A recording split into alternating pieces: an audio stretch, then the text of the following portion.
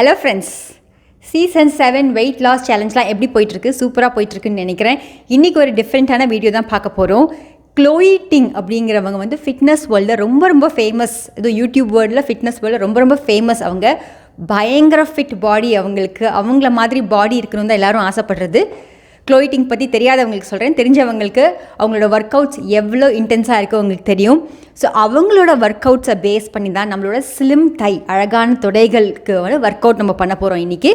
அவங்க வந்து series of exercises இருக்குது. அந்த எக்ஸசைஸ் ஒன்று 30 செகண்ட்ஸு வருவாங்க, கிடுகிடுன்னு பண்ணிட்டு போயிட்டே இருப்பாங்க. கொஞ்சம் அவங்களுக்கு மூச்சு வாங்காது, எதுவுமே வாங்காது. அந்த அளவு ஃபிட்னஸ் லெவலில் வரணும் அப்படிங்கிறது தான் எல்லாருக்கும் ஆசை அப்படின்னு நினைக்கிறேன்.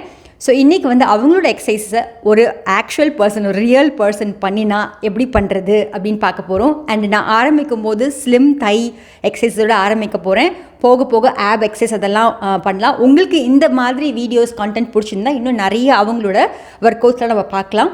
ஆனால் இந்த ஸ்லிம் தை எக்ஸசைஸ் நான் வந்து ஒரு ஃபியூ டேஸாக பண்ணிகிட்ருக்கேன். நல்ல ரிசல்ட் கிடைக்கிறது. அந்த அளவு அவங்க வந்து தைஸ்க்கு அவ்வளோ இன்டென்ஸ் ஒர்க் அவுட் கொடுத்துருக்காங்க.